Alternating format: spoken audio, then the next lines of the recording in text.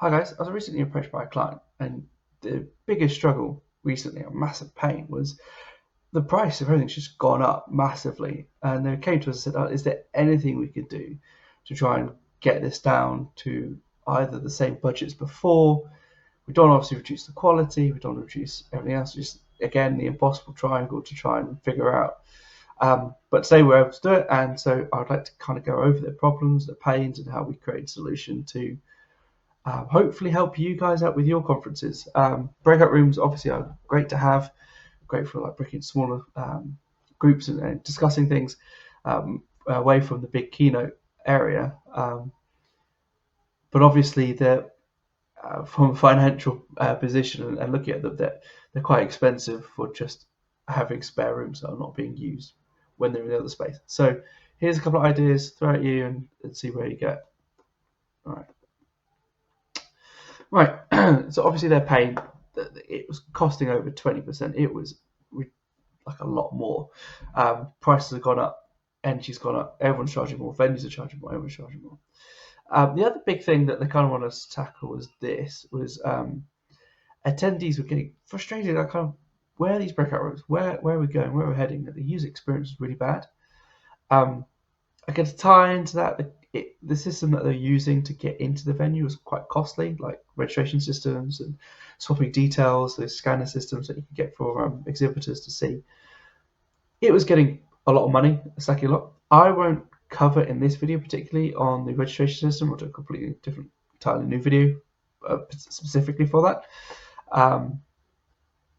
But yeah, I kind of want to cover more the breakout rooms because that's quite a lot of people will have the same kind of issues. The other thing as well is if you did, like, for example, a trade show, you can also see this in the same way. You've got your exhibition floor and then you've got your small little spaces, maybe 50 to 100 people per breakout. Their particular thing to us was, 3 breakout rooms, 50 people, that was the minimum. 4 sessions per breakout room. They all ran at the same time, so quite succinct in that sense. At each room, which is the kind of the fiddly part, had a keynote, panel sessions, and workshops interchangeably throughout the day. So it wasn't just one room was specifically for a keynote. This is where it made it a bit difficult, but you'll see there's a solution to it. So here we go. Right, cool. So just for the layout, see kind of what we're playing at. We had 3 main rooms here. Annoyingly, we had this corridor which kind of split one of the main rooms up, and the doors weren't in the center, they were kind of off center. So this distance here was really big. I think it was something like 10 to 12 meters from door to door. So although audio was good in terms of if there's lots of noise happening in this room, you wouldn't be able to hear it, particularly in this room. The problem was it did get around into this room. So that's obviously some things we'll cover in a second. So 3 main rooms, most of the attendees were coming this way, and then would split. Lovely. Right, so this is how I kind of break down my methodology in terms of how do we find where the cost is and what can we do to reduce it. I'm going to blast through these so you can just kind of get an idea. The solutions that we'll come up with later are obviously going to highlight all these areas. So just so you know. Logistics. Obviously, trucks are expensive. They're just big machines. So the first kind of idea is how do we get it down to smaller vehicles, so reduce the amount and then put it into smaller vans. Obviously, vans in the UK particularly, they can be driven, by anyone with a normal driver's license. They're 3.5 ton. An 18 ton takes a no license. Someone who's obviously got the license, and that means that person's then tied up just driving that vehicle. You're also tied down to the fact that that vehicle has got a certain amount of time with that driver allowed to drive for. So again, really expensive. If we can't split it down to 2 vans, the other option is to obviously reduce the amount we're using in a larger vehicle. Let's say we use the whole vehicle and we reduce it down to half. Obviously, fuel efficiency goes up, but then also maybe we can the main plenary space, we can then stick some more stuff in there. So we're either trying to reduce the truck size, or we're going to try and reduce the amount on the truck, right? Okay. Crew and staff, this is quite a big one at the moment. Crew costs have gone up massively. You also got to think about transporting them and all that kind of stuff. We won't cover that necessarily on here because a lot of them are on site anyway. So reduce staff on site. This is quite a big one. If we can find a way of getting stuff on site so it's easier for less staff to set up, to operate and all this and the other, then obviously we could reduce that by quite a few day rates, which will then reduce the overall cost. Idle time, this is quite a fascinating one. So even if we have a lot of people on site, 50% could be just sitting there waiting for someone else to do something. So, timetabling is a good method to kind of make sure that people know what job they're doing next. Obviously, sending everyone spreadsheets in terms of what they're doing. We'll cover some other options in a minute that kind of tie into what we decided to do. Skill stuff with crew. Now, you don't want to do this for everyone, but are there certain jobs where you go, actually, I can use a skilled crew member to do all the kind of setting up of specific things, like getting cables out or setting up certain areas, whereas crew can move boxes, can maybe even set up certain things to a certain point, and then a skilled person takes over. I think you've got to be really careful with this, but it's also a good place to find cost savings. And then obviously one that if you reduce staff and reduce the amount of skilled crew, normally crew go away at the end of the first build day. If you can reduce all those kind of things, you're then overall going to be reducing the accommodation and the per diems per person. This is also a good one to kind of look at. Venues are obviously very expensive. They're a large, substantial chunk of a conference. So how can we reduce it? So let's do rig times itself. Are we hiring a day before? Can we reduce that? Can we find another way of doing it? Finding options to rig and de-rig are quite key. You don't want to be hiring a space for more than your live time with that event. So you want to reduce obviously the time in and the time out, if that makes sense. Again, close time as possible. Lean on the spaces. So in particular, if you are already hiring a big space, if there's a way of segregating a small chunk of it, so then techs can either set up or pre-prep a lot of gear. That means you could also get to the point where if you did 3 days, for example, with a massive main space, and you broke it down into just 2 days, which is what this is on, 2 days for the breakout spaces, you can then take all that kit, set it up the first day in the main space whilst the main plenary is going on. Then the second day in the morning, just move all that kit into that room and then use it, and then move it all back out at the end of the day. And then you're not hiring it either for the evening spaces or, if you can really reduce the amount of times that you can use it for. And layout of rooms is quite a good one. So if you've got a big space, I should say, for your main plenary room, and yet you could find a bigger space, which maybe costs less than the total hire of a big space plus the breakout rooms, we can then look at other options like breaking a room up with pipe and drape into 3 rooms. You can also get like acoustic panels, which obviously makes it a bit more sturdy, a bit more substantial between the two. You could then obviously look at getting expo panels, all this and the other. So you can look at dividing up a larger room. It might be a cheaper way of doing it. Also, in terms of teching it, if you had, for example, this corner which was dedicated to tech equipment for all these 3 rooms, and then backed onto this for the whole plenary space, so you had a stage this end, and then all your seats are going this way, and then your tech desk is here. Obviously, that's not great. Sorry, mouse is a bit laggy. You're obviously then going to be sitting here, able to run just one set of power cable that will then run both these systems. You're then reducing the amount of overall setup time. The amount of technicians you'll need is obviously reduced because then getting to this kit and accessing is easier. When this main breakout space then gets to the point where people are going, actually, do you know what, we're going to go into our rooms. You can then use these technicians then to obviously go into those rooms as well. If you had breakout spaces, it's a bit more difficult. Getting them in and out of the spaces is a little tricky. This is not 2 things that I'd like to highlight, but we we didn't do on this because they just weren't applicable. Power usage, some venues obviously will charge you per kilowatt of how much power you use. That's probably a big one, more to do with lighting or LED wall versus projection. You kind of want to look at that and kind of go, how do we reduce the overall power usage to reduce the cost? That's quite self-explanatory. If you need help, reach out. Printing materials. So we will touch on this very, very lightly. But obviously you've got physical versus digital. So if you're trying to reduce the amount of physical stuff onto digital, people can use it on their phones, for example, agendas or even ticketing. That's great. Printing materials in terms of staging. You've got the backdrop. Is there another way of, which we will talk again about, is there another way of developing it so it's different angles or different positions or different sizes to obviously get the maximum ROI on those. This is quite an interesting one.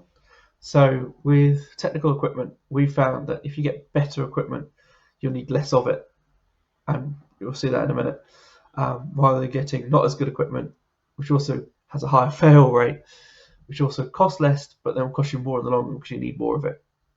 Catch-22 kind of thing. So in that sense, technical is a good one to look into.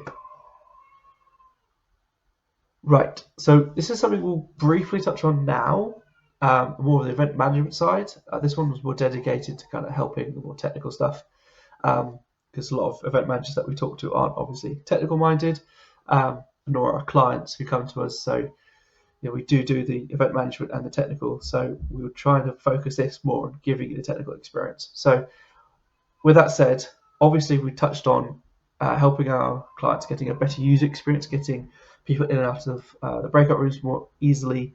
So I just want to kind of touch on the solution we provided here quickly and then move on.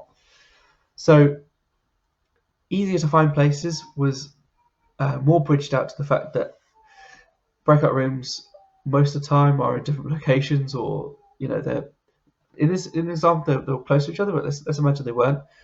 Venue signage is very key. So the way that I'd probably look at it is, if you've got like a few breakout rooms, I would try and either use colors or letters to segregate each room, depending on your space. So let's say you had a main space and 3 breakout rooms for this. Then colors would work quite well. But then also got to think about people who are colorblind. So in that sense, I would look at probably going a letter and a color. With that, you can then obviously associate things like, you could put like floor sticker dots on the floor to then track so people can follow where to go, instead of putting the letter inside there, which would have got messy. So I think that's quite, think about those things is quite important. Then obviously on the rooms themselves, you could then brand the outside with sticky back vinyl or whatever it is to make the door look the color, and then with the letter on. So then from a distance, if your eyesight's not brilliant, you can still see the color and go, oh, that's where I need to be. It's just trying to make it accessible to most people.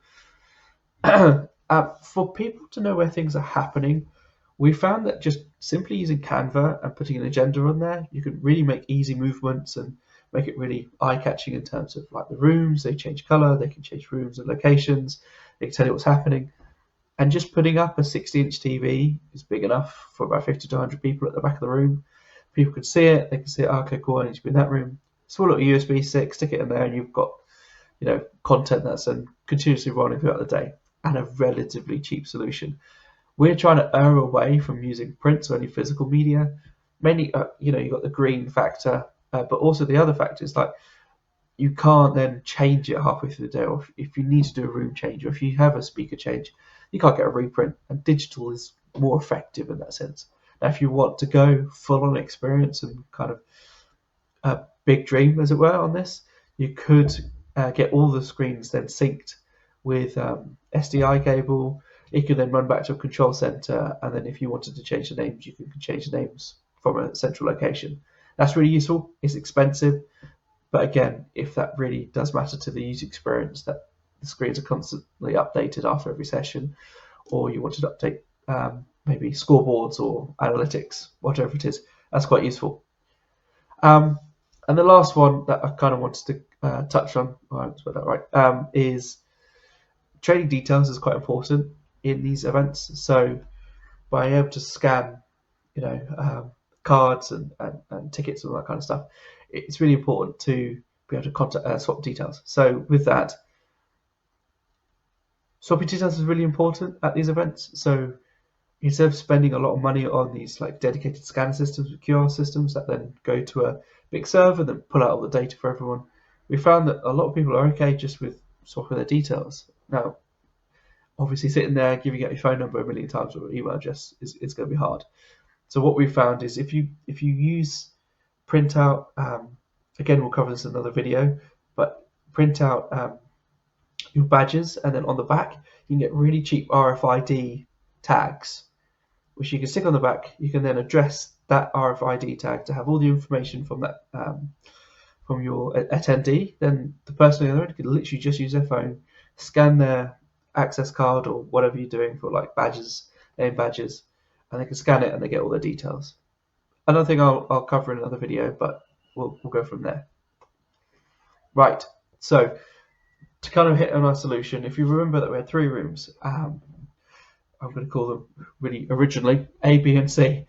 So with these rooms, they had either a panel session, which had probably 2 Q&A mics and 5 on stage, which were used for the panelists, or it could be a keynote, which was just one person obviously talking, or it could be like a podcasty kind of interviewee session, which is a couple in the room and a couple for the people on stage. We found that with this, a lot of people were looking at it as per room basis. So if we look at this, we'd always go, okay, well, in room A, sorry, you can't see that now. In room A, the maximum mics I've used is 7. Great, cool. Okay, let's look at room B. Oh, it's 7 again, and it's 7 again here. Okay, so that means for the total of all of these is going to be 21. That's how many mics I need across all 3 rooms to sufficiently be able to mic every single session per room. Now, this is great if you're happy with spending a lot of money, basically. And so we kind of went, well, is there a way of developing a solution where we could offload microphones into other rooms to then be able to swap and change in between the sessions, kind of go, okay, I need 7, you need 1, you need 4. That means I only really need 12 for this session. Maybe this is at 10 o'clock. So the 10 o'clock session, we're only using 12 mics in total. Let's say 12 o'clock, we've got 10 mics in use. Then 1 p.m. it's going to be 9 in total, and then again at the end of the day, let's say it's 4 p.m. last session, and it's 12. Got a panel or an interview in each one. So we can then look, rather than every room and add it up, we can then just look at the maximum used at all of them, which is 2 12s, and only hire 12 mics in total. I did get the 2. Anyway, 12 mics in total, which is obviously about a 40 to 50% reduction in total mics used. So with that said, you could look at, instead of looking at your horizontal, which a lot of people look at, and kind of just go to the room, can we use breakout rooms and use the vertical instead? Let's go this way. So this is the traditional way of doing it, as we saw back there. It's a bit more visual. Each room has their own little setup, has their own microphones, has their own aerial, and it has their own sound desk.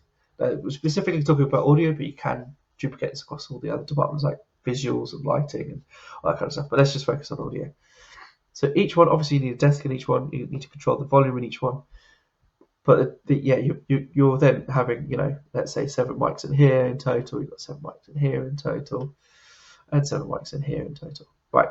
So we're like, that's a lot of money. Can we reduce it? So our solution was, let's just put all the mics in one place. Let's say 12 in here. And then before each session, the mics get divvied up in between the ones that need it. Obviously, we'll do it like a channel sheet. So we'll have a sheet of paper that says session 1, room 1 needs 1, session 2, room 1 needs, 3. For example, I can't remember the numbers of the previous sheet, but you get the point. You'll make a schedule sheet, and then each of these desks are actually wired up to each other. Oh, let's go out the door. So that all the microphones are all on one network, which basically means we could go set microphones from one side, it can be put into another room. You get the point now. But it basically means we can only use 12 mics instead of 21. They also give us the option with a bit spare budget to add 4 spares in there and still only be at 16 microphones in total. So if we really wanted to have 4 spares for any bizarre reason, that's great. We could do that. All these desks obviously have control over all the other rooms as well, if granted. So you'd say this guy is your lead technician for the day. This guy will have a laptop, and he would then designate the microphones to each room and be like, okay, you need 7 microphones. Cool. I will now give you these 7. There you go. Thank you very much. I need 1, and you need 4, for example. So with this, he's then been able to give all the microphones out succinctly, and then on all these desks, they will then see their channels populated. It takes all of 30 seconds to set that up. Once the rooms are set up, this takes 30 seconds to delegate the mics out, and then we're pretty much ready to go. So the next thing I kind of want to talk about is print. So each of these rooms had a 7 by 3.5 meter print backdrop, which was lovely. However, it was costing a lot of money to set up and to print. So the two things that divide here is kind of the setup time, and then obviously the print cost itself. Let's do print. So with the setup time itself, setting something like this up takes 2 people, and it would take about, let's say, 2 hours with a bit of leeway. So you make the frame, you'd stick it down, you'd wrap it, then it'll go back up again. Problem with this is that means you need to hire the venue or this particular room previously. Obviously, that will cost in terms of venue hire, that will cost in terms of setting up. You have one team going around doing all 3 rooms, that's how to make that efficient. But this client wasn't particularly fussed on the set, as per se. They're more interested in trying to get the price down, and this is the whole objective of today. Also the print cost. So with this size, the print cost is going to be quite substantial because it's one piece of print, it's one frame, it's a lot of big material to be playing with, and takes a bit more time to kind of set up.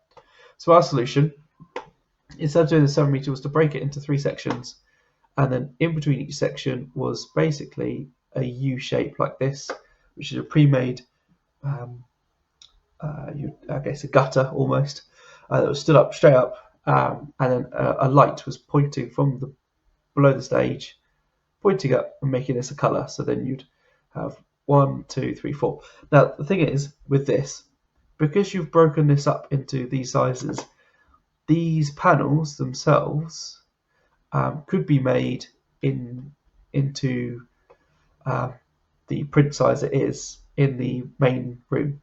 So during the main event, these were obviously built and framed up in the main hall, then stored in the main hall, and because they're smaller than 2.1 meters, they can obviously be carried this way round. That's 2.1 into the room and then set up. Whereas this, you'd have to set it up in the room. So that obviously would save us in terms of venue hire. The other big thing with this as well, we looked at actually building these at the office in the warehouse, so they'd be built in frames before they even got to site, which is another way of reducing cost. Again, if we touch back on what we said earlier, but trying to reduce people, crew, and actually set up time is quite a substantial thing here. If you're confused about this black thing at the bottom, that's a stage. That's at 30 centimeters high, so obviously that was behind it. So with this, we also set the pieces on the stage rather than it being a whole big piece with the stage pressed against it. Lovely.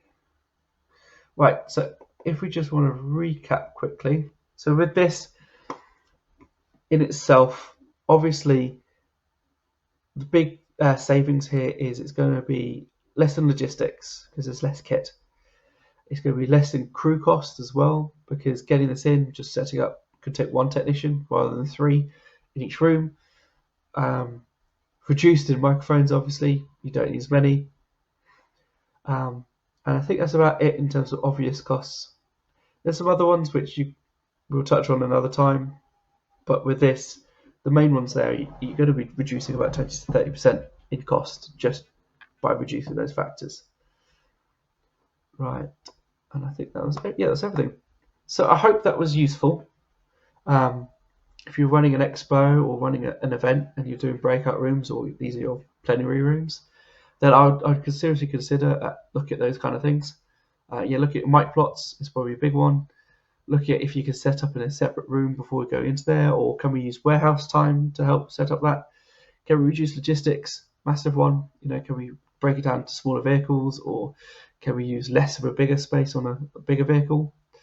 And obviously crew time overall, can we reduce that? If you've got any questions, drop me an email. My email's below. And if you're interested in what we do, head over to our website. We have our subscription packages, which help you, our membership. If you're interested in what we do and want help with your projects from us direct. If you're interested in what we do, we're an event agency. We have both AV and event management in-house, and we look after corporate clients with their events. If you've got a problem with your event, shoot us a message. If you'd like to hear more about our services, we're based on subscription base. That's just for event management, and then obviously you propose what you want to do, and then we can then build out the events on a bespoke basis. You can do that all in our app as well. If you're not looking particularly to do events, maybe as often as 1 or 2 a month, we do have a membership, which obviously gets you involved with our partnership programs, and you get discounted prices on venues and this, that, and the other. But also, you can then use our app as well, where you can chat to us inside of that and kind of build out an event. We can help you there as well. Until next time, see you later.